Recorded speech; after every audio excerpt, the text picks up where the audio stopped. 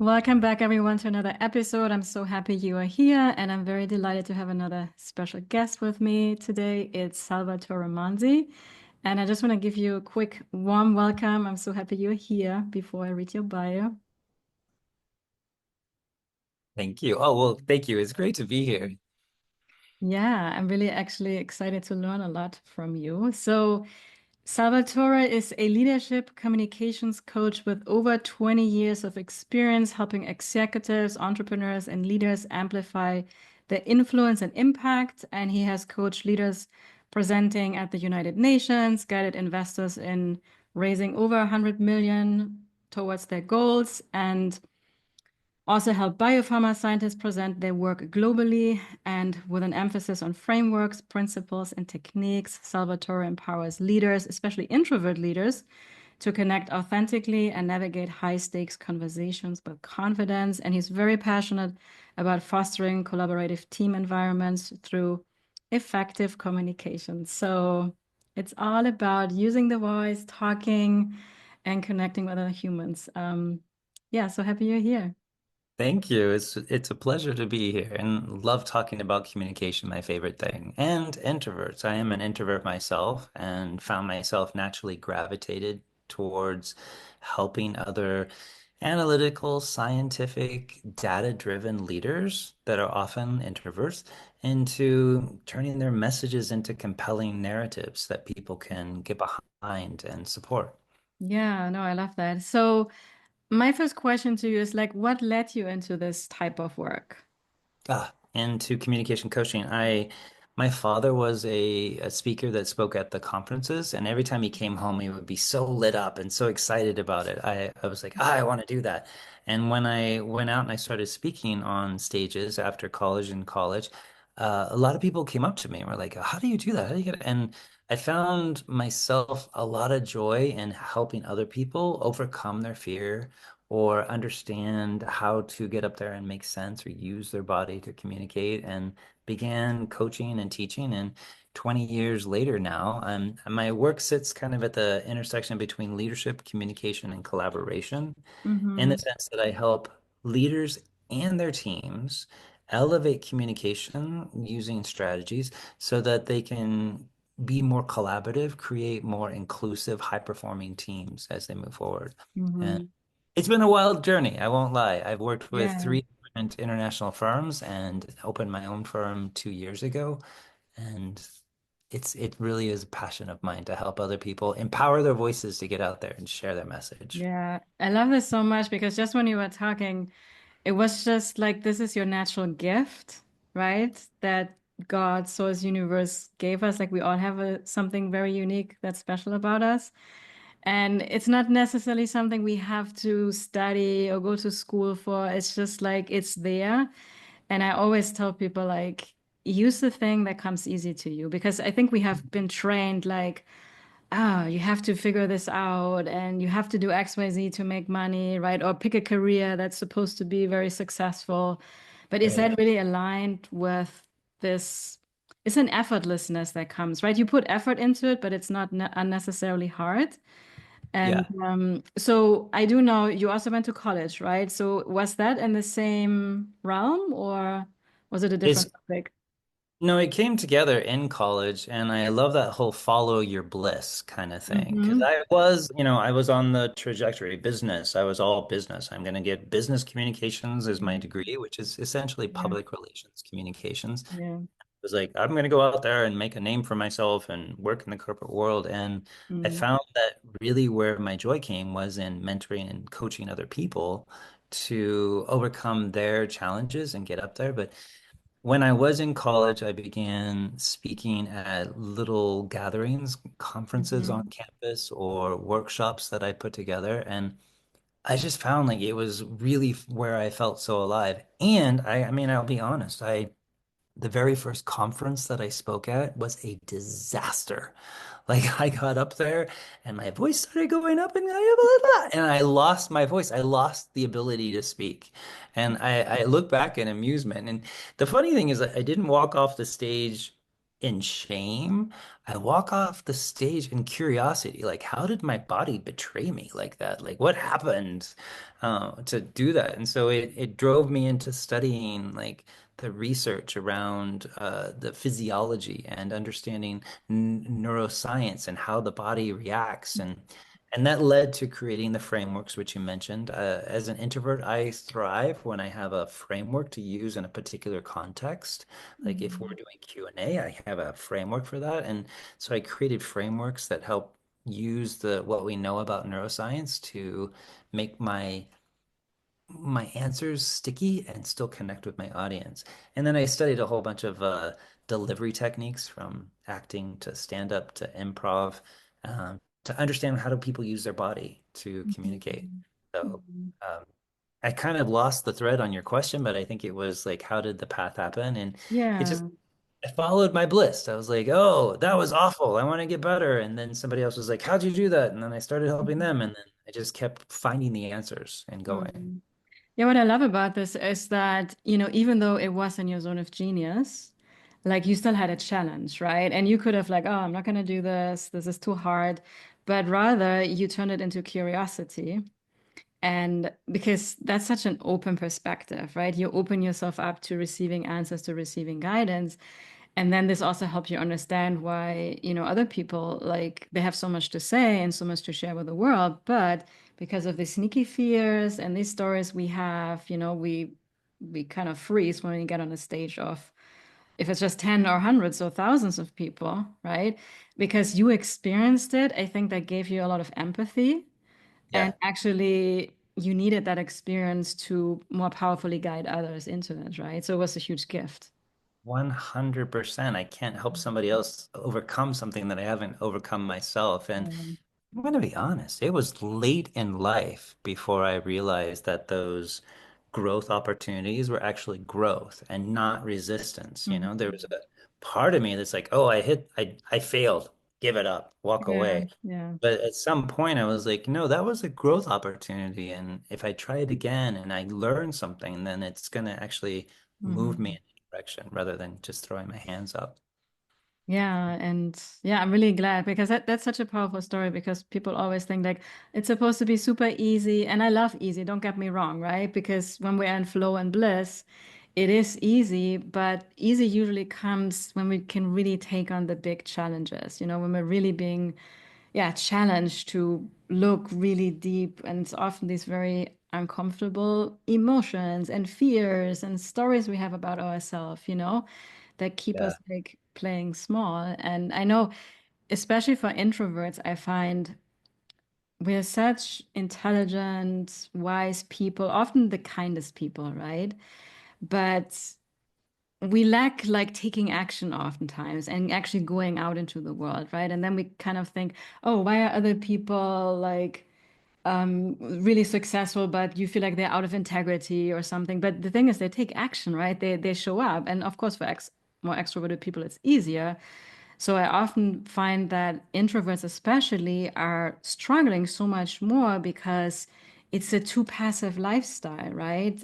It's like holding back too much because of these big fears. Yeah.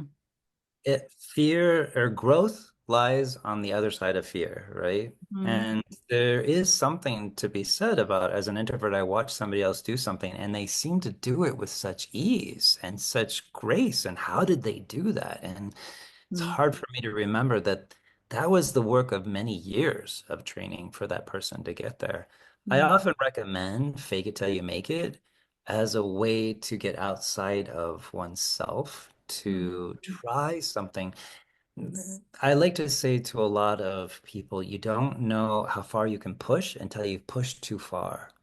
And it's easy to stay here on this side of it and never really know and until I go across. And I've had moments in my life where I've crossed that and I've had the growth experience of the pain. But if I didn't do that, I wouldn't have gotten to where I am now. So Mm-hmm. I love what you said that introverts are kind people. I love hearing that. There's something about there's more mindfulness, not mindful, but more self-aware, maybe more like intentional, more considerate. before just laying down something. So I think there's infrequent use of harmful language or unintentional comments from an introvert, whereas extroverts are like just throwing everything out there and let's just see what lands and keep going. And it doesn't matter. Like we'll Mhm. make up whatever happens. Yeah. So um, I love that idea that we are kinder people. I'm gonna absorb that today. Yeah. And the other thing that I have also from my own experience noticed quite a bit, which flows into communication, the people pleasing. Hmm. Oh, what if this is gonna upset somebody if I say this, right? So we tend to sugarcoat things because we're also so nice and we want to keep harmony. We want to keep the peace. We don't want to aggravate or trigger people, especially when we're also empathic and we can feel other people's emotions. And that's why I also think the extroverts are sometimes that's a good mirror for us of like, yeah, don't give a damn, just speak your truth, like some people are gonna like it, other people are not gonna like it, and those that are for you, they will like it anyways. And fear of rejection is a one. Can you relate to that? Oh, 100%. Like my people pleaser was super high, especially when I was younger, right? It took a long time for me to own my space, own my place, and care less about what that person thinks. Mm-hmm. It came from, for me, being really clear about being in integrity. Like I'm not Mm-hmm. saying something casually, and I'm not saying something intentionally to hurt someone. Mm-hmm. Like as long as I know that I'm coming from a good place, I Mm-hmm. know that there are going to be moments where there's unintentional impact, but I can be less fearful or concerned about that person's reaction. I don't know if you've heard the fog from, have you heard of fog? Fear, obligation, guilt? A No. friend Mm-hmm. It comes from the 12-step method. A friend of mine was in that and explained it to me. Whenever I feel fear, obligation, or guilt, it's something for me to look at, like, oh, what's Mm-hmm. driving the bus right now? Yeah. Am I like stopping this because I fear there, or am I stopping this because of obligation? Am I stopping myself from speaking because of guilt? Like, those are Mm-hmm. not a good zone to be operating from. So, Yeah. when I notice, oh, fog is going, then I will stop and be like, what's driving that? Okay, and what's my truth? And what really needs to be said here? But Mm-hmm. I don't know that there's an easy fix to people pleasing other than step one, get really aware of when it's showing up. Yeah. And step two, keep pushing oneself until you've gone too far. See how far you can go Mm-hmm. and not people pleasing. And then you know where your line is to keep Yeah. going. Yeah, I think it's a gradual process, just like when you train for a marathon and you were never a runner, like you don't want to run 10K the first day because you're gonna get shin Sure. splints, right? Like Oh, it's an easy or easily leaning into it. So it started for me with the awareness, right? Like at some point I was like unconscious about it. I wasn't even aware that I was people pleasing. And so for example, human design helped me a lot with that awareness.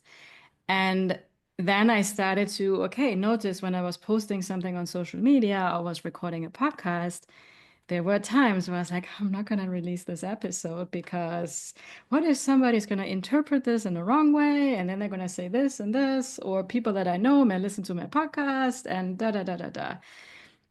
In those moments when I had the courage to do it anyways, and it's something I think you can feel in your body because I had the inspiration to create this content. It really happened hmm. out of flow. But then I was like, scared, like now what if, right? People And don't when I, accept it. What if they don't yeah, like it? What if they don't get it? Yeah, all of that. yeah. When I then had the courage to do it despite the fear, Right. right? That's always when so much magic has happened. And I think I have grown over time with it. And I cannot say that I'm like 100% cured from the people pleasing. I think that's always part of being a human. It's not about I mean, perfectionism. 100%. If you don't have a little bit of people pleasing, then I think you're a psychopath, right? There's That's a good one. so I think it's okay to have a little bit of people pleasing. I Yeah. would love to hear, you said you found the courage to go ahead and put it out there. Was there something that like got you over that hump or what was that moment where you're like, okay, I don't care. Here I am, world. This is my truth. That's a good question. So I think at some point I started to connect to something bigger than me, where I really Mm, realized I have a mission here. I was born for a reason, right? Mm. And yeah, I can say yeah, the biggest thing for us is to enjoy life. I think that applies to all of us. But I have really seen that I have talents, and I started to notice this. I was 7 years ago, I got out of corporate. So I was working in corporate for some time. And when I worked in HR for some time, I noticed it the most. People Oh, wow. always came to my office and, with their problems and stuff. And I just talked to them and I felt like I gave them a life coaching session or You something. did. And I didn't even like was a coach at the time, but I loved it. I enjoyed it. And I actually saw people shift and they're scared. They shared sometimes very deep secrets with me. I was like, Yep. why do others so comfortable like to share all this stuff with me? But I had such a, I think compassionate nature is what people often tell me. And I didn't judge them or whatever was going on. And that's when the first time I was like, wow, it's just my presence, just me listening to a person, just sharing what I feel is in their highest good. I was like, wow, I think I have a responsibility to use this gift, right? And, with my podcast, for example, this can reach a lot of people potentially, you know? And I probably don't even know how many people's lives it had already changed. And of course, over time, I have received so much beautiful feedback from, especially introverts are like, hey, I just want to let you know, I've been listening to you for almost a year and you have changed my life. And I'm like, oh my gosh, Oh, like, oh, get goosebumps. And you're like, yeah. because I still have moments where I'm like, do I do my business right? I should do it better. If is anybody listening? I mean, I know people are listening, but you get those stories. Yeah. And it just makes such a difference to, that's why also anybody listening, like if this podcast or somebody else's book or podcast or what Salvatore is speaking right now, if that is really a game changer for you, let those people know. Like it does make a difference in our lives because we are humans too and we keep questioning ourselves. So yeah, it was like, hey, I'm really helping other people. And you know how it is when you help someone and you really see how that puts a smile on their face. Isn't that everything? That is everything. I mean, that's the joy of coaching. That's when I Yeah. started coaching people to get up on stage, watching them express their authentic truth in front of other people for the first time. It's like it's mind-blowing to watch someone come out of that shell, take that leap, take that risk. And I'd like to double click on something you said. The message became important. Something like the message became more important than the vessel, right? Mm-hmm. And a Mm-hmm. lot of times when people ask me, how do I overcome the fear of getting up in front of people and speaking? It's like when the message is more important, you will do it. Mm-hmm. And when I can remind myself that it's not about me, it's about the message, Yeah. about the message and the audience. Right. And Mhm. I have a not about me hashtag, not about me. I have to say it 10 times before I get on a stage, before I have that conversation, before I share that message. It's not about me. It's about the message. Mhm. It's about the people that are receiving it.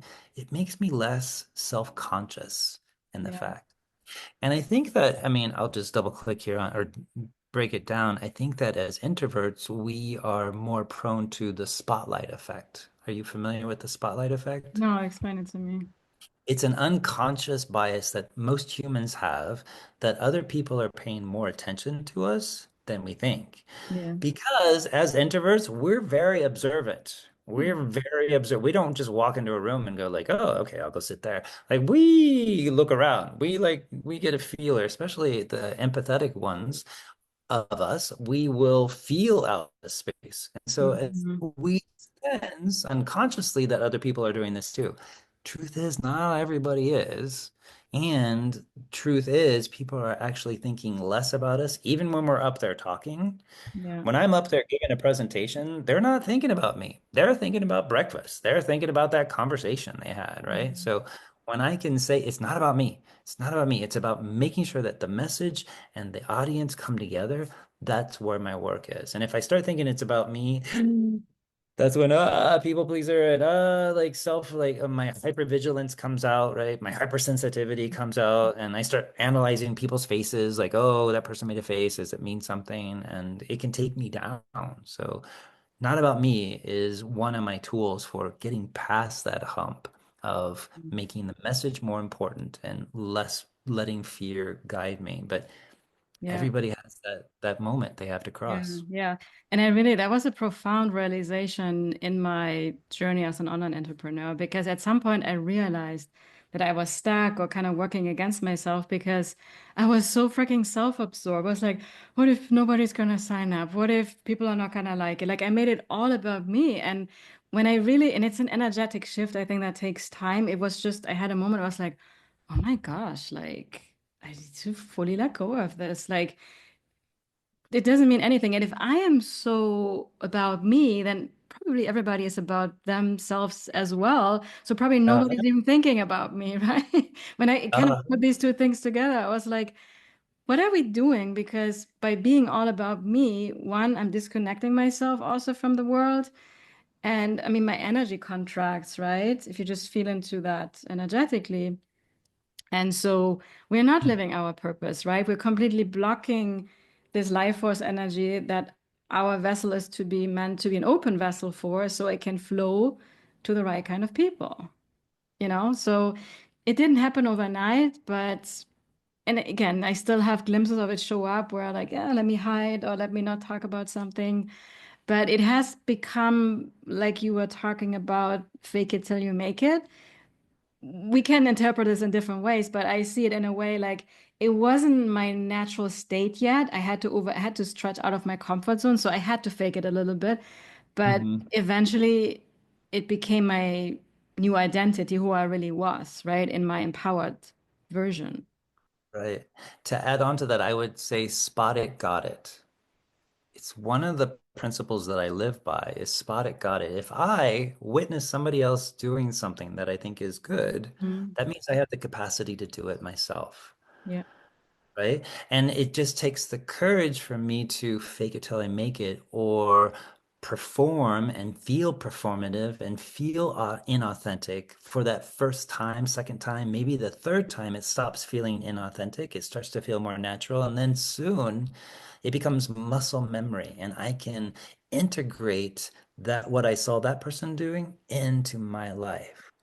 It does require that we get over the idea that I can't. And no, people that nail it the first time, there's a plus minus on that. Because if I nail it the first time, then the stakes are higher the next time. I've got to do it even Mm, better. mm, It's actually better to fail the first time and get back up and then mm, keep going. If I when I finally do fail, which eventually you got to hit a growth yeah. point, it's going to be even more painful. So Mm, cherish the moments where I get up, I spot it, I think I got it, I get up to do it, and then I fail on my face, and I just have to tell myself, number one, what did I do well? Okay. And mm, here's something I coach a lot of my clients is that our mind immediately goes to the critic. We are programmed to look for danger, to look for problems, to look for mistakes. That's mm, our genetic disposition is to target those things. So after I get up and say something or after I had that conversation, I'm replaying it in my mind. As an introvert, I'm replaying it for the entire day. And mm. it's easy for me to analyze all the things I did wrong. Don't start there. Train myself to look for three things that I did well, focus on polishing the things that I'm doing well, then listen to the critic. Okay, what could I have improved? Great, I'll work on that next time. And not take it as like not going from like, oh, I messed up to shame. It's like, I'm not a bad person because I did that. I'm a human person. Let's see how I can do it better. Yeah, I love it. And that's so important because at some point, I also realized that the inner critic, well, is always the fear and the paranoia and everything. That part just wants to keep me safe. It actually means well. There's actually love behind because I'm like, I don't want to feel those fears. And this is not something that I know. Anything that's new for us, right? If that's being on stage and communicating or uh, climbing Mount Everest for the first time, whatever it is, right? Like we are going to be scared, even if it's something small, you know, anything that we have never done before that is change. Our nervous system is trying to not do it because we know what's safe because we have survived here in the comfort zone. But that's unfortunately not where we experience like fulfillment in life, right? Because yeah, it becomes boring, it becomes stagnant. And it really like if people are looking for happiness and joy and fulfillment in their life, it's really like you say, that's on the other side of fear. When we have the courage to actually, with compassion and gratitude for wanting to keep us safe, I hear you, I feel you. It's okay, but my heart is telling me otherwise. So let's do this together, you know? Yeah, I love that. I actually named my inner critic Perry. Oh, Perry really? the That's awesome. Perry the perfectionist. He comes online to tell me where I messed up, where my Mhm. words were off, where I'm not making sense. And I finally learned I had to put Perry over in a seat. I would literally say, "Okay, Perry, time for you to sit over there. I'm going to come back to you when we're done." And Mhm. by separating, it created a different part of my brain because that limiting belief, the critic, Mhm. no longer was the driver. It was just one voice. And I could put that voice over there for a minute and then come back and check in rather Mhm. than making it out to be the one and true self or one true voice Mhm. of my Mhm. being. Yeah, I love it. Another thing I want to ask you, because at least in my case, I always say it that even I have been a podcaster for over 3 years now, right? So I'm pretty much used to talking to people I've never met before, to just talking, even if it's solo. And I still have fears. You know, it's not like I still doubt myself. It's at a very different level than what it used to be. But I'm always telling people like it's not that it's always gonna go away. And the people that you feel like have made it, they still have fears. There's always a next level, right? We as humans, we always want to keep evolving. That's what we're designed to do. Exactly, exactly. Yeah, I've been doing this for 20 years, and the last 3 days I was doing live events, and I was in panic mode. Like I was going in there, like, what? Like, who are these people? What if they don't like me? Oh, da, da, da, da. Mm. One thing that does help me is affirmations. Have you heard of affirmations? Noah St. John? I don't know how you feel about affirmations versus affirmations. Affirmations are, I'm going to do great today, right? Like Yeah, I'm not a big affirmations. fan of those. Yeah. Mm. Yeah, the affirmations only work if I'm already in a positive state. Mm-hmm. Then they work. They reinforce what I'm feeling. But if Mm-hmm. I'm not feeling it, affirmations are not going to get me to feel it. Mm-hmm. However, if I switch to affirmation, which is where I ask the question, how do I know that I'm going to do great today? Mm-hmm. Now, the brain is going in search of evidence of what I just asked. It's got to find an answer. The brain's got to find, well, I did look at this. I am the expert on this. I have talked about this before. I've met these people. I've talked to like all of a sudden I go from trying to convince myself to my brain is looking for evidence of. I actually had the opportunity to speak, to facilitate a session at the World Economic Forum, and my imposter monster was in full rage mode. My imposter monster. It was like, I was having a fit. And my coach called me up and I marched around the conference room table while I was waiting to go. I was marching around the conference room table with him asking me questions. Why do they deserve to hear your voice? How do you add value? Why is this an important topic? Why do you care about this topic? What could go well today? What are you going to learn today? And these questions got me moving into a positive direction. So by the time I actually went out there, I was like, okay, everybody, let's do this. And it Mhm. became like it got me into a state. So it helped me overcome that fear. Yeah, I'm totally with you because positive affirmations, they have their place. I don't think they're bad. But if we don't believe it, it's more like actually reinforcing the opposite of it. Because if like I am super confident and my uncle is like, no, you're not, right? So it Brilliant. doesn't really do anything good. And I also work, so in the shift method, for example, one of the last is transform through wonder. And this is also, are you familiar with Gay Hendricks from the Big Leap book? No. Check it out. He was on my podcast too, highly recommended. But he talks all about wonder questions. And also in human design, one of the things I learned that the way we best use our mind, not in a way to figure everything out, but through asking questions. You know, rather Mm, than like, um, I'm gonna make X amount of money. Like it's more powerful, like, I wonder how can I bring in more money effortlessly doing what I love? and you like, how can I actually overcome this fear? Or how can I actually be my most empowered self today on stage? How can I feel amazing? It opens up to the 99.999% of the quantum field, which we don't know yet because we're so fixated on what we know and what doesn't work, right? And this like more limited view on everything. And I think actually questions is one of the most powerful thing, and it's available to all of us for free, right? We don't have to pay like high ticket or something for like a coaching program. And I'm all about coaching, don't get me wrong, but if we were just to use this on a daily basis, I think all of our lives would turn around in the most magical ways. If I could call out, I liked your how can I question framing. I am hesitant to offer that to my clients because how can I can start this whole like I don't know like hopelessness, but you're offering it from a sense of I'm connected. I am tuned in right now. I have a higher awareness of my true self. And now if I ask, how can I, then I'm getting messages. I'm getting an intuitive hit. I'm moving naturally in that direction. I think you're offering a beautiful opportunity for people. Tune in, then ask, how can I? And then see what flows in that direction. Mhm. It's beautiful. I have much to learn about human design. I love hearing wisps of things in there. Yeah, you can check out some of the old episodes. I mean, it can be a rabbit hole, but mainly it's here for us to help us trust ourselves Mm. and learn things about ourselves that you probably know about yourself, but we don't have like fully expressed yet or fully like, let out the tiger within us in some way. Like it's something that we need a little confirmation because the world still keeps telling us how we should do or how we should behave or the beliefs we take on.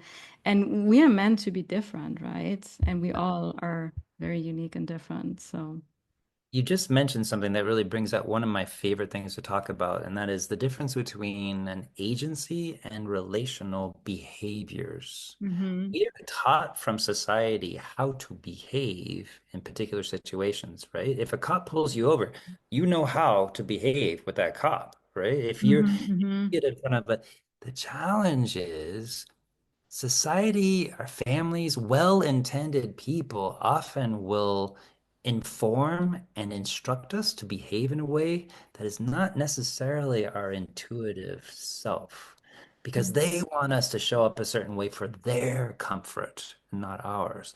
And so hmm we learn to make ourselves a little smaller in a situation where we should be bold and open, or we learn how to like hold back our thought so that we don't whatever, and we need to express it. So I often look at that continuum from agency, where I am taking my full sovereign strength and being my full self and using my full voice as I communicate my truth, versus like going into complete relational where I'm being very simple and small and making lots of space for you, and like I'm going to make you feel comfortable, and as long as you feel comfortable then I'm going to be good, right? It's all appropriate depending on the context. There's always a place for that relational. There's always a place for that agency. What I would offer is most of us have been trained to behave in a certain bandwidth or behave a certain way that may not be our truest self or the right thing for that situation. hmm One of the easiest ways to test this is go into your next meeting and spread out. Spread your stuff out, spread your legs out, spread your arms out, like take up space, just like take up a lot of space, right? It feels hmm unnatural, especially for an introvert. Like, I don't need a lot of attention right now. Thank you. I'm going to keep my stuff small. I'm going to keep myself really small, avoid the spotlight. No, push yourself out. See how it feels to express yourself from this place of full agency. Like hmm I belong here, I have a message, and then take yourself down into that relational and see how it feels to be just that sort of like, yeah, we're just getting along. So hmm play with that continuum, but push yourself out of the comfort of what seems to come normal because you've been trained to do it that way. Yeah. That's, I think, really important because sometimes we think that's our authentic self, but we are just, it's the habit we created, right? And sometimes that's why we need tools like human design or astrology or different things that are like, yeah, that really feels like who I really am, but I have like kind of hidden behind a certain mask. So, It's easier to play with the comfort zone than to move out of and try something different. So whether it's with your voice or with your spaciousness, take up space and see how that feels. See how much space you can take up. mm, The other thing I offer for my more introverted people, analytical, engineer, whichever, break the seal early. Break the seal early. I don't know if you've ever been in a meeting and you're waiting to say something. The longer I wait to say something, the higher that pressure cooker mm, becomes. And then suddenly, like if I do say something, it has to have real significance because I've waited this long to speak. Don't set yourself up for that. Start by getting your voice into the meeting within the first 10 minutes. And then other people will like, oh, yeah, we've already heard from, and it takes the pressure off of, and then you can move on naturally. mm.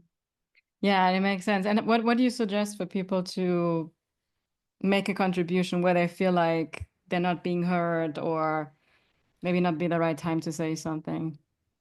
The idea is within the first 5 minutes of a meeting, get your voice in there Mhm. somehow. Make a Mhm. comment about the meeting or about the topic Mhm. or about what you're going to talk about. Let it be authentic, but Yeah. your voice out there. You asked a question like what to do when a person is not able to get their voice in. Like if somebody else is shutting them out and they have to interrupt to get into that moment. That's a whole other animal, and that takes a lot more work. It's harder to do it if you haven't cracked the seal early, Mm. but when somebody else is not letting you have the space, stop giving them any expression. Stop Mhm. acknowledging. I mean, as I think it's called a reflector. Like stop offering them acknowledgement for what they're saying so that they get the sense that you're not going to listen until they listen to you in some way. Mhm. Um, Ah, that's interesting. So the whole body language is really important. yeah. Mm. I love it. Now, I would also love to hear about your book. Yes. You're in the stages of finishing it soon, so tell us a little bit more about that. After 20 years of working with STEM professionals, engineers, scientists, and analytical, I've created a whole collection of frameworks, delivery techniques, and concepts around presence, principles to help one really show up in the moment. And I've collected it all into a book I'm calling Clear and Compelling. Clear and Compelling. It's communication strategies for big thinkers with bold ideas. And you can find out more at clearingcompellingplaybook.com as well. Mm. So I have a question because a lot of people in my audience, they are also more like very intuitive and flowy.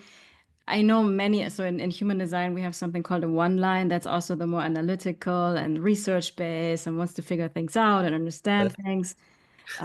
But then it's also like, does it also work for people, or especially the strategies that you offer, right? I mean, I'm pretty sure because you mentioned intuition as well, like that blends beautifully in with then also connecting to your highest self and let the intuition flow. So we're not in this place of thinking what we have to say. So in my case, for example, I do the best when I completely let go Nice. and I just let it flow, right? But I can also sometimes get lost in that. And I Mm, think the masculine structure can be very helpful, especially as an introvert. What I felt earlier when we were talking is like this can give you a sense of security. And like, if I get lost in my like total flow state and I don't even know what I was talking about, then I have this framework and that I can then respond to and reconnect to my intuition to kind of guide me to the next step. exactly. I mean, as an introvert, when you ask me a question or when you ask me to speak on something, or it comes time for me to share in a meeting, I have a download of information. I have Mhm. 1,000 variables, 1,000 little tidbits that I want to share with you. And I think we want dialogue, not download. Mhm. So having a framework to fall back on helps to organize all of that madness, at Mhm. least give us a starting point or at least give us a concluding point to help us Mhm. stay sharp and not try to hit everything. I fully agree with going into a flow state, Mhm. and I would make an analogy between the framework and learning to ride a bike, right? If I get to know the framework well enough, it'll be as easy as riding a bike. I don't have to really think about the framework. The first five Yeah, or six times, it'll be something that I have to think about as I go through it. But then it become like riding a bike, and I can be in my flow state and know, okay, neuroscience tells us if I tell this, I need to have this to really back it up and make it sticky, right? So having the framework helps to just guide and organize all of that essentials while I'm flowing in it. yeah, I love it. And actually, now that you're talking, I was like, yeah, also right now I created the shift method. It's also like a structure. Yeah. And but within that, you flow with the feminine in some way, you know? Because another thing that I have to say I sometimes still struggle with is that I feel like I talk around the bushes and Mm. all these different things without really getting to the point.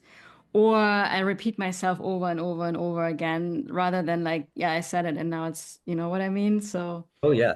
um, Looping and that like it's almost like I'm waiting for a confirmation or validation that you got it so that I can get to the next point. And yeah. it, it's a challenge. It's a challenge to cut oneself off. And if I know like, look, I hit that, I need to get to the next step of the frame, Mhm.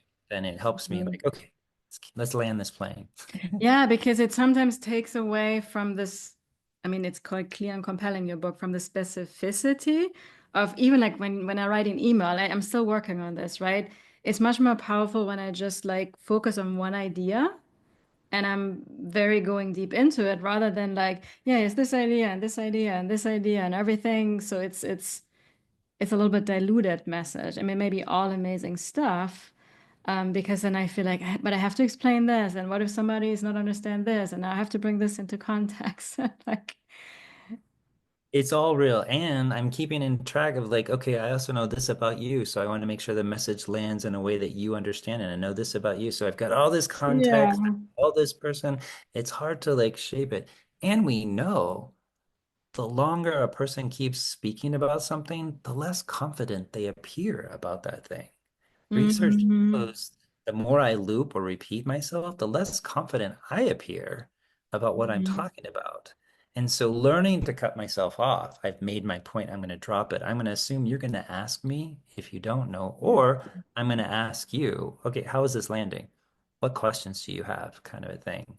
But yeah, cutting myself off, concision is a beautiful thing. And let's face it, the world is very noisy right now and it's hard to cut through. And if we do get somebody's attention, we need to hit a point quickly before we Hmm. go. Yeah, I love it. So this book, I know you said it's specifically for people that are more scientific driven, engineers, people in the corporate world. But I think like for me as well, like I'm an online entrepreneur, I'm more like in the spiritual realm. I can also really benefit from this. So it's going to give me some very practical strategies of how I can improve my communication. Oh yeah. I would love for you to tell me after you take a look at it, like how does it help and what could I do Yeah, next? yeah, Yeah. yeah. It is targeting people that have a more analytical, data-driven mind and Hmm. how to organize, but it's applicable. It applies all the principles of communication at a very high level, especially for introverted people Hmm. to communicate that way. Yeah, I love it. And when can we expect for the book to be Uh, buyable on published, Amazon? let's say June, end of June. Okay, maybe by that time the podcast is out already, so we'll see. Perfect. Perfect. Um, Pressure. I love yeah, it. it's awesome. So in case the book is already out, I will drop it in the show notes. If not, later you can Google it. Clear and Compelling by Salvatore Manzi. Thank you so much. It was such an honor to have you. If there is one nugget of wisdom that you would leave the listeners with, what would that be? A life-changing wisdom that I have is, hmm, Metaphors move minds. Metaphors move minds. I tend to explain a lot, but Mhm. it's really metaphors and stories that actually Mhm. impact and get people to action. I love Whenever I give a data point, I need to remember to add some color it. with a Mhm. story, a metaphor, analogy of some sort. Oh my God, yeah. I teach a lot, and I have to tell you, like, I learn the best when I hear a story. I remember, right? Oh, that was the story. But if somebody tells me like, this is a concept, this is how you do this, like X, Y, Z, and first, second, third step, I'm like, okay, but but I need a real life example and people telling a story. So I love that you put it in this simple 3-word sentence. That's beautiful. Thank you. That's a good one. Thank you. It's been a joy. Thank you so much for having me with you. Yeah, my pleasure. And you listeners, I hope you had a wonderful time listening to our conversation. And I'm very happy to be back with you all on the next episode. Ciao, everyone. Ciao.